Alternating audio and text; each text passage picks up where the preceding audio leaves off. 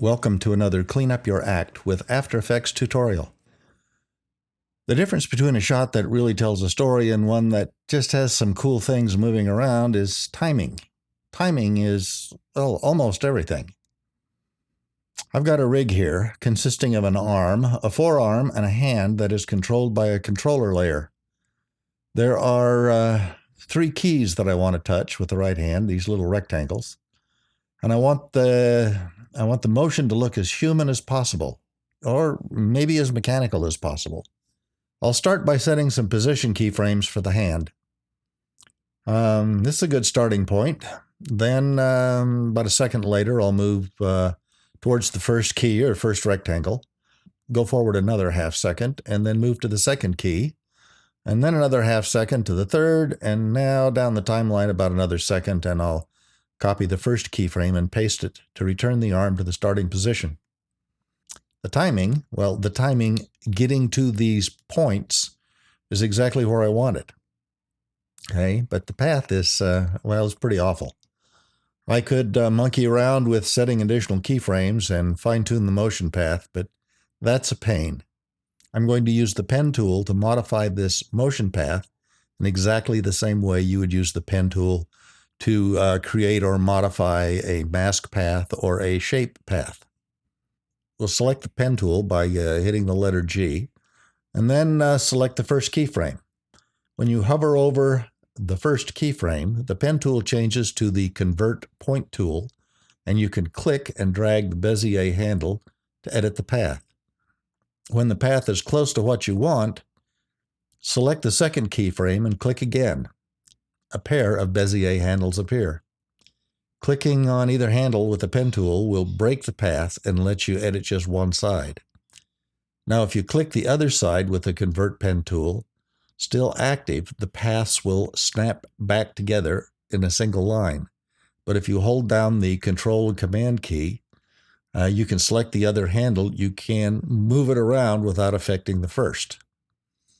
Work your way through the keyframes following the same click with the Convert Point tool, adjust one point, then Control, Command plus click and drag on the second point until you get the motion path just the way you want it. It's going to take a couple of minutes here, but okay, motion path is now perfect. Let's work on the timing. All of the keyframes are exactly where they need to be. We just need to adjust the acceleration in between keyframes. The graph editor is your friend here. Let's take a look. I want to edit the speed graph. So what's this graph telling us? The vertical scale is speed.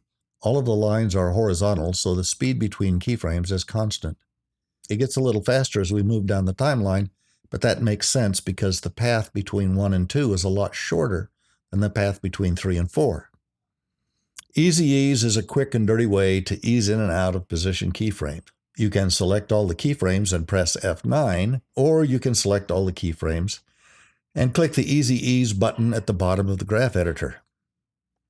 Now we have smooth acceleration and smooth deceleration between each keyframe. Many times this is all you need to do, but I want some more control. So let's undo that and select Auto Bezier. Now this looks a little different. This puts a little ease between each speed change. It's subtle between 2 and 3, easier to see between 3 and 4. Now let's try for a little human movement. A person would move towards the first position at a fairly steady rate, then slow down and make an accurate touch, then do it again and again and again. So let's tweak the graph. We know we want the motion to stop for a moment on each keyframe. So selecting all of the keyframes and dragging them to 0 is a good starting point. Notice the difference between Easy Ease and Auto Bezier at this point. Okay, so let's undo that and go back to the Auto Bezier. The next step is to put a little more gentle acceleration on each keyframe. Starting at the second keyframe, just drag the handle to the left a bit. If all the keyframes are still selected, you can adjust them all at once. Let's preview that.